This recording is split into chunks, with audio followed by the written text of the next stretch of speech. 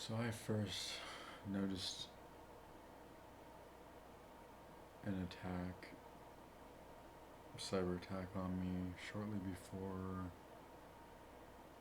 April 5th. I think I discovered the attack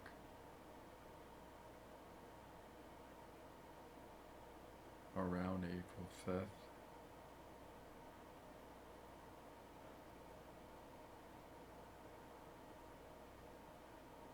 And my router shortly before.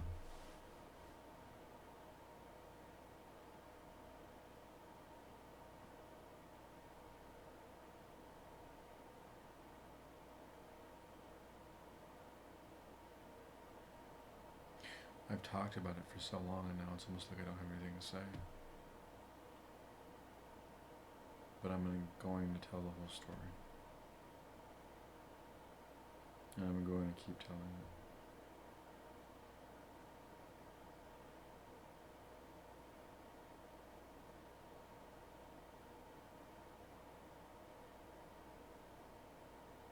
I noticed something funny with my PC, so I kind of, I remember looking in my router to see if I was correct, to confirm if I had been attacked, because my PC seemed to be acting funny.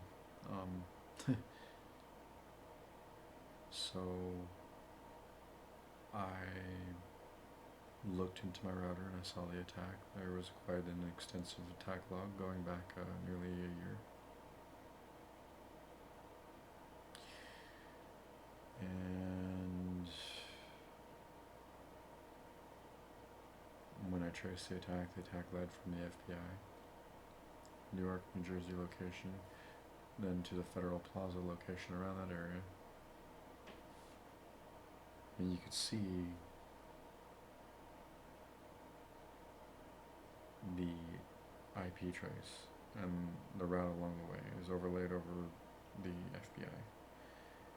And that from the New York area went to Moldova, from Moldova to England.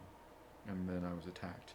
The name of the client, the host name of the client that attacked me was example XYZ, as if the FBI themselves were making an example of me, or as if somebody was practicing on me.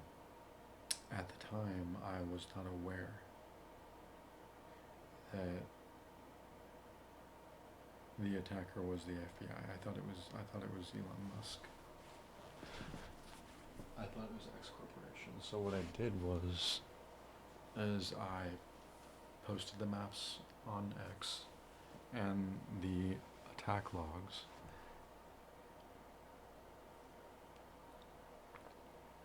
And then Elon Musk gave me a call.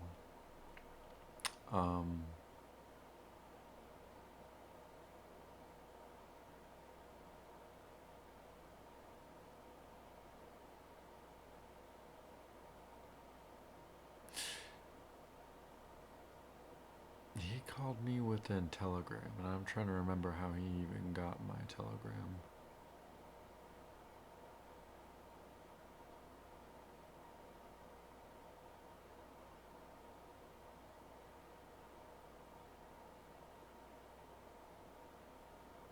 So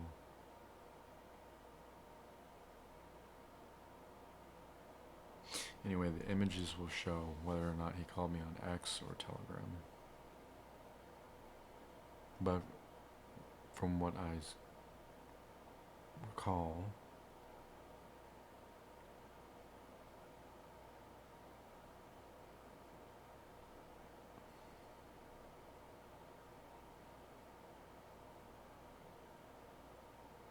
you can see in the images that I have where it says video call ended. But anyway, Elon Musk and I were in a video chat.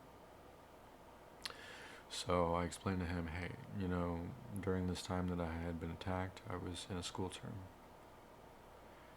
When I rebooted my PCs, both operating systems wouldn't boot. This happened during the time of the death of my aunt. And he kind of just sneered at me. He was like that, like that, just sneered.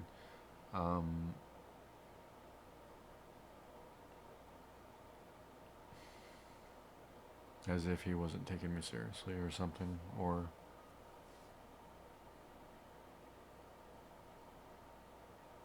it was horrible, you know.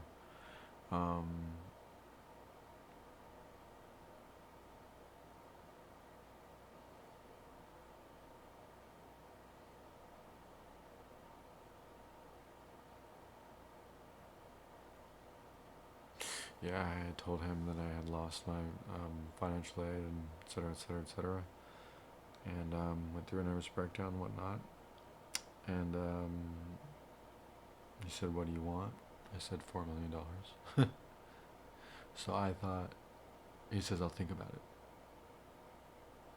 You know, hung up, and at this time I had not discovered it was the FBI, and then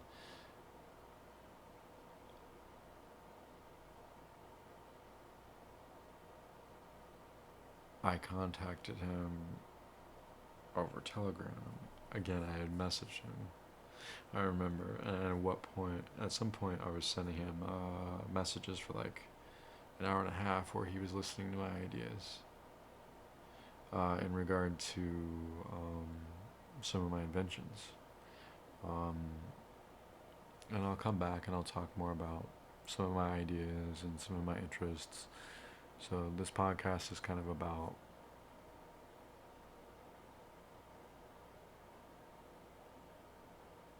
some of the things I'm interested in, but this particular part of the podcast is about my scenario with the government here. So, um,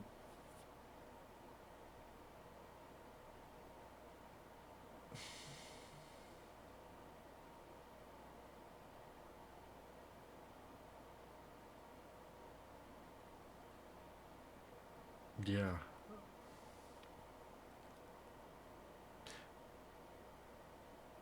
So I had contacted him and asked him if we were going to talk.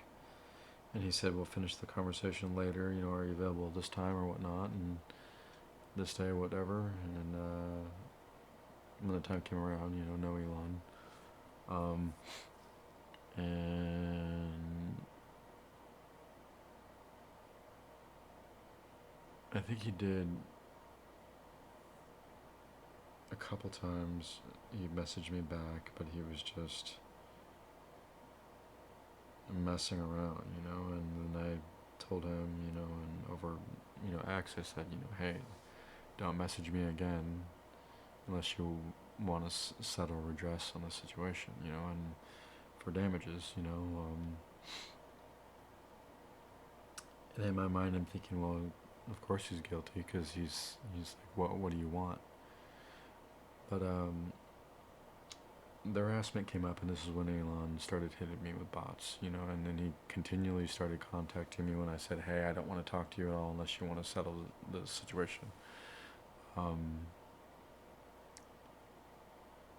And from that day forward, he started spamming me with bots, or Xcore did, Elon Musk bots, where I would say, "Hey, I am particularly uncomfortable with bots. There's, sexual in nature, or it feels like sexual harassment. When you're constantly being hit by that. When you're being hit by something that you're not.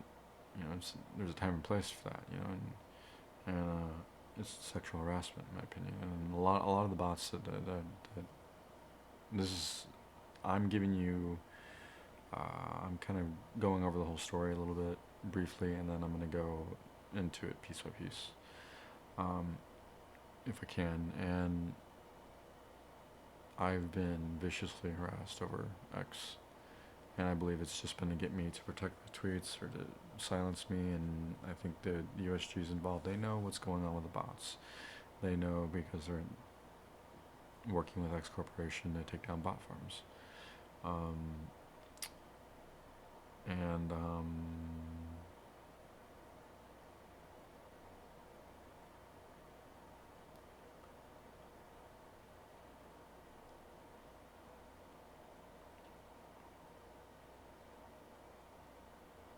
I situation got so bad where I remember, I was saying, hey man, I'm in the I, I, I could, the harassment was really bothering me, and he kept on messaging me about saying stupid random shit instead of dealing with the situation when I had specifically told him, do not contact me unless you're going to settle the situation. He kept on doing it anyway. It's harassment. And he was antagonizing me, and I said, do not contact me again. I'm in the fetal position, holding my head. And at the time, I'm having thoughts in my head where I'm explaining to him, I'm having thoughts like driving a screwdriver through my head, thoughts like this, suicidal thoughts, and I zoomed in on the map, and then I saw the FBI. And then I started calling the government out, and then they started making sure that they saw my traffic going through the White House itself. Then I told my friend, and I said, hey, let's see, out of curiosity, let's see if they're doing this to you too. I said, go here, run trace on google.com, tell me zoom in on the map and tell me what you see. He says, the White House. So, and I might be saying something like emailing the criminal division, and then all of a sudden they make sure that I see that my traffic is going through the White House. Or they didn't start making sure, the government did not start making sure that my friend saw that his government was, or that his traffic was going through the White House. His traffic did not visually, like, I said, I let the government know. I slipped up and I said, well, I didn't want them to be using this like they used to, my friend, I said, hey, my friend is kind of explaining to me that he's fearful for his life, and so what do? They make sure that he sees that his traffic's going through the White House. It's been intimidation, and the situation, it drove me so crazy that I was up for like 63 hours, no sleep, and I was so paranoid. At that time, I didn't know what was going on. I didn't know who my attacker was. When I was up for that long, I did believe.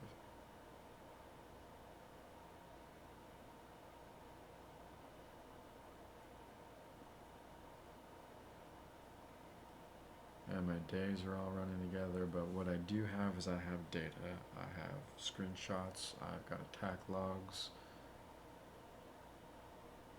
Don't need a perfect memory for this.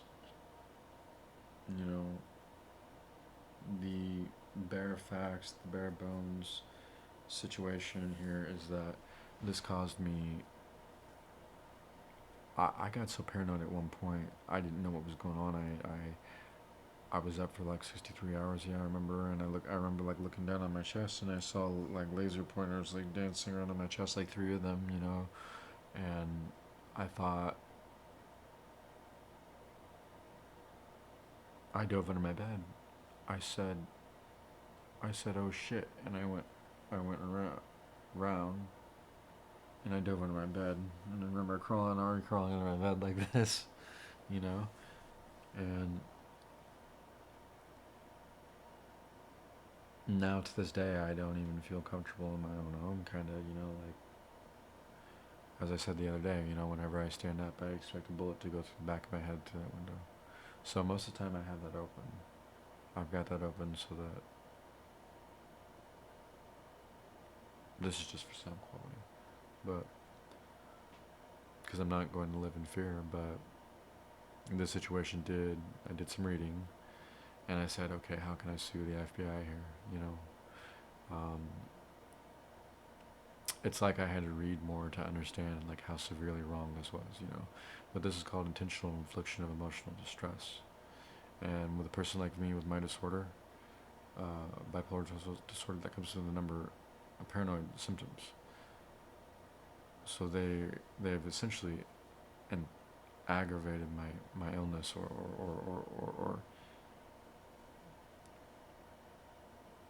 harmed me to the point that caused me so much distress that the symptoms did get worse. So that's called intentional infliction of emotional distress. And I do believe that the federal government is guilty of that. There's a difference between, okay, so they have no probable cause. There's no reason for the government to be monitoring myself and my friend. He's a state away. He doesn't do anything but work all day. He works at Domino's with him and his wife and another couple, which is his roommates. They work at Domino's. That's what they do together. And when he's not working, he's doing like DoorDash, you know. He's always delivering DoorDash, or he's working a paid gig with his band, or he's doing another gig where he'll go out and take pictures of places for insurance, whatever related things, you know. So he's always working. He's always working. He's not doing anything wrong, anything illegal, and neither am I. In fact, I'm quite transparent with the government. Maybe a little too much for my with everybody for my own good, but I don't have anything to hide from anybody. I don't have anything to hide. So I haven't done anything wrong. I haven't done anything wrong to warrant this kind of. It's terror. It's terror. I'm being terrorized. You know.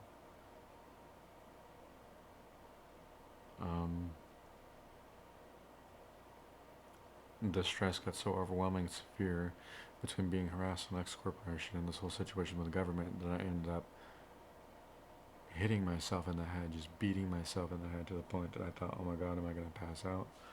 You know? And I had knives to my throat, you know? These guys drove me insane, and I'm not going to let them get away with it, so I'm going to be podcasting this. And I'm grateful that CBS News came out with a report on this situation. How the government watch lists people, and according to the ACLU, there are hundreds of thousands of people, a couple 100,000 people that are watch listed illegally in the United States. You know, people like me who aren't doing anything wrong. I mean, I'm a physics major, so for all I know, it could have been something. I came up in an algorithm. As I said, I could have been researching something in regard to nuclear energy. Like I could have typed in the word nuclear bomb. It could be anything that trips up something like this. But this is called the Foreign Intelligence Surveillance Act. So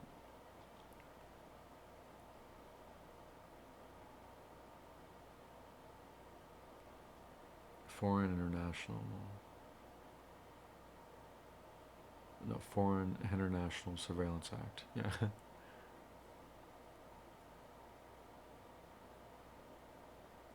Foreign International Surveillance Act. Yeah. So, or FISA, and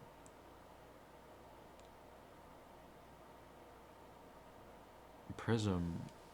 When Edward Snowden came out and said, "Hey, here's what's going on. All of you are being spied on." That didn't stop happening. They just started doing it under FISA. That's been around, I think, since like 72 or 79 or something like this. Do your own research, but yeah. So Edward comes out and says, "Hey, all your Fourth Amendment rights are being broken." And sure enough, okay, so there's a difference between just monitoring somebody's outgoing packets and outgoing whatever. When I looked into my router, it said net core exploit, shell script execution. That was against my internal IP. Multiple attacks. When I researched all those IPs, when I finally got to researching all those IPs, they all led back to one place, the FBI. And I've got a list. I've got a fucking list of IPs.